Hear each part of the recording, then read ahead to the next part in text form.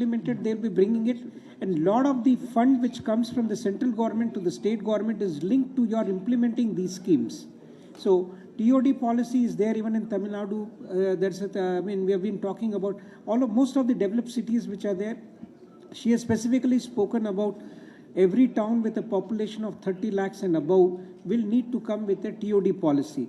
So perhaps TOD policy is there only in Chennai, which is there, could be where metro is there, and we are talking of metro being coming in Coimbatore. So these two, maybe other cities also which are there, wherever you have a connectivity which is there in terms of train, these type of benefits which are there. Rapid urbanization should take place in these corridors. That is the intent which is there.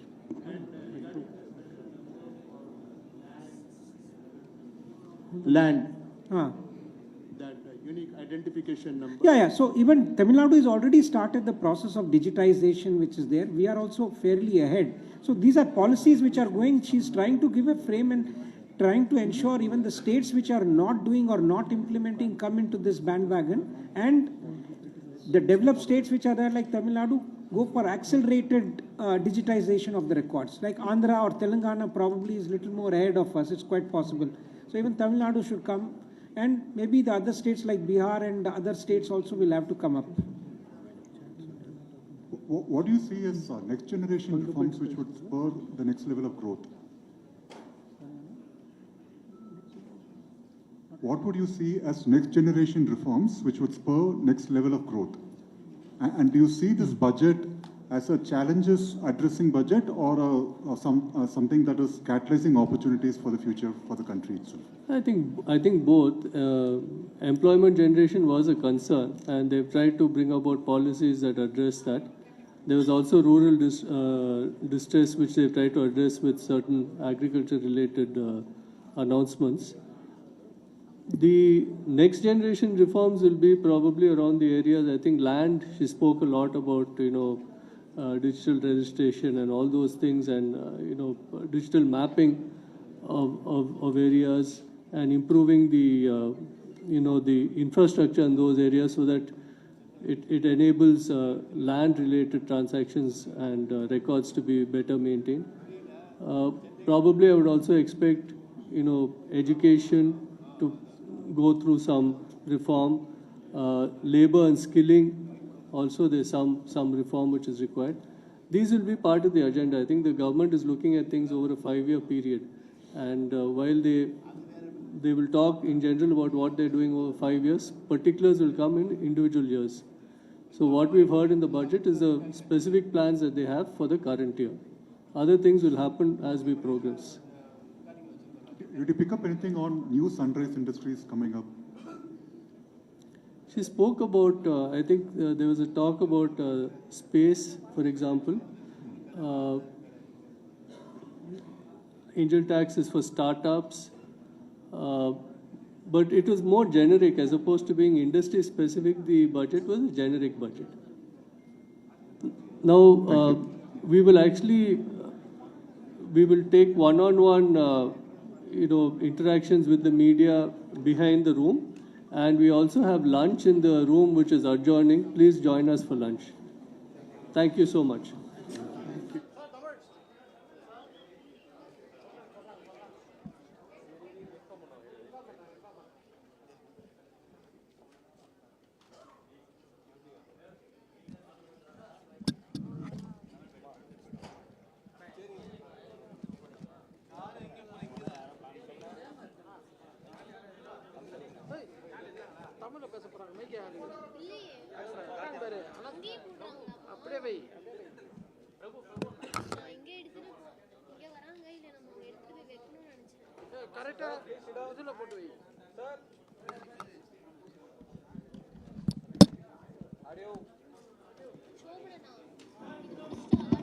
Yeah, Tamil channels ku neenga kelvi kekkala. Idu in the general நம்ம CI மெம்பர்ஸ்க்கு நீங்கள் கேள்வி ஸ்டேஜில் உட்காந்து மெம்பர்ஸ்க்கு கேள்வி கேட்கலாம். அதுக்கப்புறம் நம்ம 1-on-1 தனியாக அங்கே பண்ணலாம்.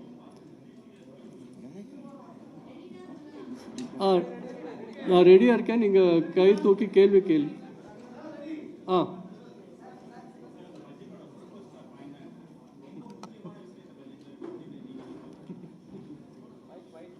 நான் ஒரு பாயிண்ட் சொல்ல மாட்டேன், 2-3 பாயிண்ட் சொல்கிறேன். ஒன்று, கண்டினியூட்டி. இன்ஃப்ராஸ்ட்ரக்சர் ஸ்பெண்டு வருஷமாக கவர்மெண்ட் அலோகேட் பண்ணியிருக்கா. இன்ட்ரம் பட்ஜெட்டில் அது சொன்னால் அது கண்டினியூ ஆகுது, அது ஒரு முக்கியமான பாயிண்ட்டு. பட் ரெண்டாவது, எம்ப்ளாய்மெண்ட். வேலைகள் பார்த்தா நம்ம ஊரில் புது வேலைகள் என்கரேஜ் பண்ணதுக்கு கவர்மெண்ட் வேறு ஸ்கீம்ஸ் இன்ட்ரடியூஸ் பண்ணியிருக்கா. ஃபர்ஸ்ட் டைமர்ஸ்க்கு ஒரு ஸ்கீமு, அடிஷ்னல் எம்ப்ளாய்மெண்ட்டுக்கு ஒரு ஸ்கீம் கொடுத்துருக்கா. எம்ப்ளாய்மெண்ட் ப்ராவிடென்ட் ஃபண்டோட லிங்க் பண்ணி அது மூலமாக they are giving a benefit. So employment generation ஒரு பெரிய ஃபோக்கஸ் ஏரியா கவர்மெண்ட்டோட பட்ஜெட்டில்.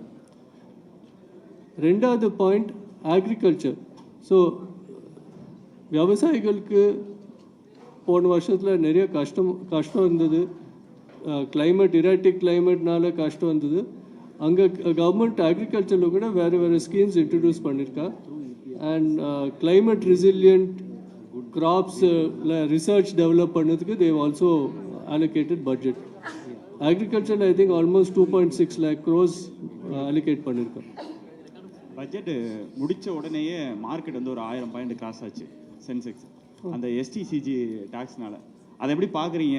தொடர்ச்சியாக வந்து ஷேர் மார்க்கெட்டில் இருக்கிற இன்வெஸ்ட் பண்ணக்கூடிய மிடில் கிளாஸ் பீப்புள் மேலே டேக்ஸ் வந்து அதிகரிச்சுக்கிட்டே போகிறாங்க, அதை எப்படி பார்க்குறீங்க?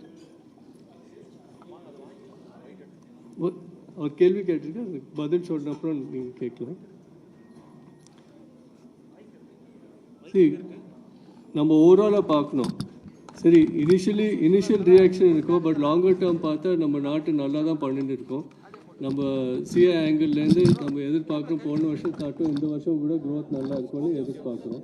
இந்த பட்ஜெட் மூலமாக ஐ திங்க் இருக்க சுச்சுவேஷன் பெருசாக ஜிடிபி க்ரோத் ஆங்கிள்லேருந்து மாறாது. பட் எம்ப்ளாய்மெண்ட் ஜென்ரேஷன், எங்கெல்லாம் கஷ்டம் இருந்திருக்கு, போன வருஷத்தில் எந்தெந்த ஏரியாவில் கஷ்டம் இருந்திருக்கு, அதில் ஃபோக்கஸ் பண்ணி எப்படி ஒரு ரிஃபார்ம் மூலமாக அதை எப்படி ஒரு ஸ்கீம் மூலமாக எப்படி மாற்ற முடியும்னு பார்த்துருக்கேன்.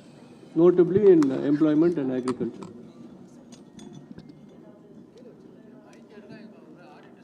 டெக்ஸ்டைல் இண்டஸ்ட்ரியில் அகெயின் இந்த எம்ப்ளாய்மெண்ட் ஸ்கீம் மூலமாக கண்டிப்பாக பெனிஃபிட்ஸ் வரலாம். எங்கெல்லாம் அடிஷ்னல் எம்ப்ளாயீஸ் ஹையர் பண்ணால் அங்கே கண்டிப்பாக இந்த பெனிஃபிட் வரலாம். அதை தவிர இப்போ நிறைய பேர் எம்எஸ்எம்இ மெம்பர்ஸாக இருக்கா டெக்ஸ்டைல் இண்டஸ்ட்ரியில். அவள் எக்ஸ்பேண்ட் பண்ண போகிறான்னா கொலாட்ரல் இல்லாமல் கவர்மெண்ட் ஒரு ஸ்கீம் இன்ட்ரடியூஸ் பண்ணுங்க, அதில் பாரோ பண்ணி எக்ஸ்பேண்ட் பண்ண முடியும்.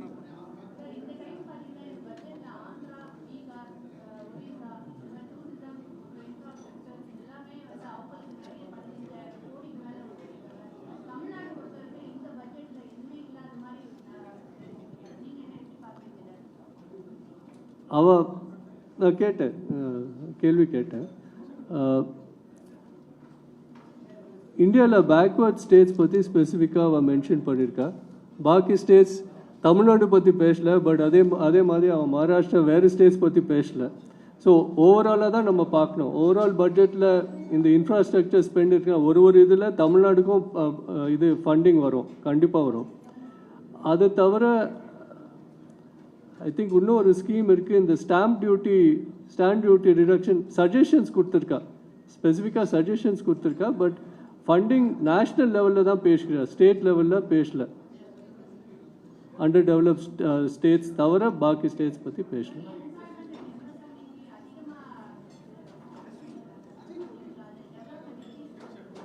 இல்லை, அது ரொம்ப முக்கியம். ஏன்னா போன வருஷம் பார்த்தா எம்எஸ்எம்இஸ்க்கு இந்த கடன் வசதி ரொம்ப கஷ்டமாக இருந்தது. அந்த கடன் வசதி ஓவர் கம் பண்ணுறதுக்கு இப்போ கிரெடிட் கேரண்டி ஸ்கீம் ஆஃபர் பண்ணியிருக்கா. அது ஒரு பெருமையான ஒரு இன்ட்ரடக்ஷன் அவள் பண்ணியிருக்கா. ரெண்டாவது பாயிண்ட் பார்த்தா எம்ப்ளாய்மெண்ட் ஆங்கிள்லேருந்து பார்த்தா கூட ஜாப் கிரியேஷன் ஒரு பெரிய கன்சர்ன். எல்லா பாலிட்டிஷியன்ஸ்க்கும் ஒரு மேஜர் கன்சர்ன். நம்ம நாட்டில் ஜாப் கிரியேஷன் எப்படி பண்ணுது, அதை என்கரேஜ் பண்ணுறதுக்கு இந்த நியூ ஜாயினிஸ் அண்ட் அடிஷ்னல் எம்ப்ளாய்மெண்ட்டுக்கு ஸ்கீம்ஸ் ஆஃபர் பண்ணிருக்கு.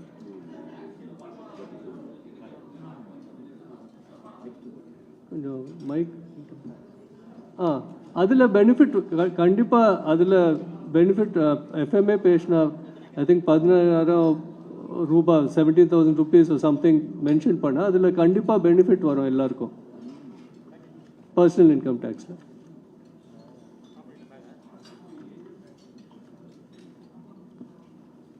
see, investors startups-ல invest பண்றா.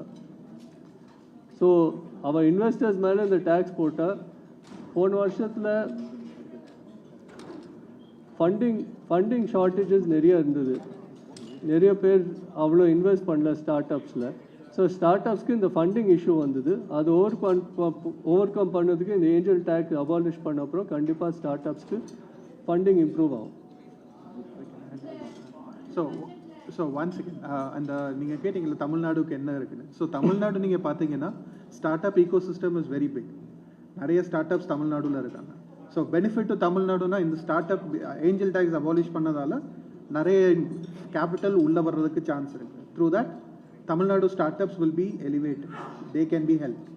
ஸோ நீங்கள் அப்படி தான் பார்க்கணும், தவிர நீங்கள் தமிழ்நாடு ஸ்டேட்டுங்கிற வேர்ட் யூஸ் பண்ணல அதனால இது வரல. சி industrialised and far ahead states are one side. States like Bihar, where they also need to grow now, you need support from them also. Looking, Orissa is more of eastern state. Orissa is more of, that's right. So Tamil Nadu நீங்க பாத்தீங்கன்னா lots of schemes and incentives are being given.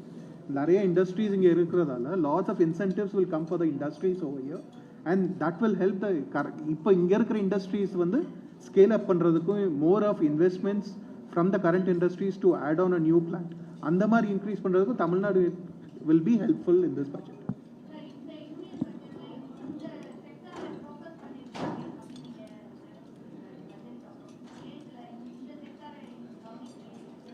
எந்த sector பற்றி இல்லை ஜென்ரலாக C அவள் ஸ்பெசிஃபிக்காக sector ஸ்பெசிஃபிக்காக அவ்வளோ பேசல, ஜென்ரலாக பேசுகிறேன். ஏன்னா எம்ப்ளாய்மெண்ட் எல்லா செக்டரும் எம்ப்ளாய்மெண்ட் க்ரியேட் பண்ணுறா. விவசாயிகள் பற்றி அக்ரிகல்ச்சர் பற்றி ஸ்பெசிஃபிக்காக பேசினா, பட் இண்டஸ்ட்ரி ஆங்கிள்லேருந்து ஸ்பெசிஃபிக்காக இந்த செக்டர் அப்படின்னு பார்க்கல. சில டியூட்டி ஸ்ட்ரக்சரில் சில இது கிரிட்டிக்கல் இன்புட்ஸ், இந்த கிரிட்டிக்கல் மினரல்ஸாக இருக்கலாம், இல்லைன்னா மொபைல் ஃபோனுக்கு பிசிபி அங்கே ஒரு இன்சென்டிவ் கொடுத்துருக்கேன். ஏன்னா அது அந்த டியூட்டி கம்மியானால் ப்ரொடக்ஷன் இன்க்ரீஸ் ஆகலாம், எக்ஸ்போர்ட் கூட ஜாஸ்தி ஆகலாம். தங்கத்துக்கான இன்போர்ட் டியூட்டி கட் பண்ணியிருக்கனால கோல்டோட ப்ரைஸ் கம்மியாகும் சொல்கிறீங்க? கம்மியாகணும் கண்டிப்பாக.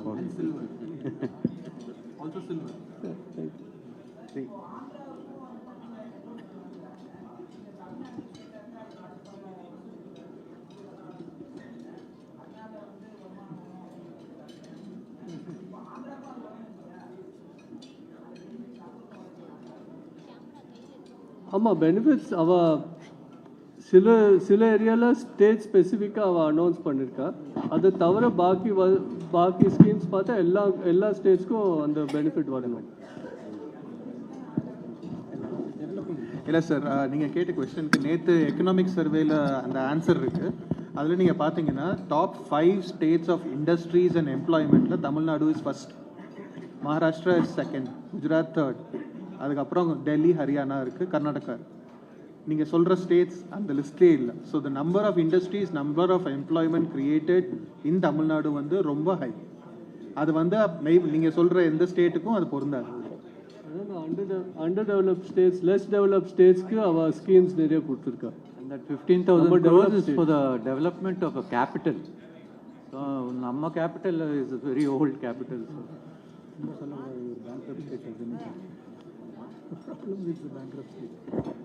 அங்கே போல் ப்ரீவியஸ் ஸ்பாயில் இட் தரோலி. தேங்க்யூ. நம்ம அங்கே வரோம்.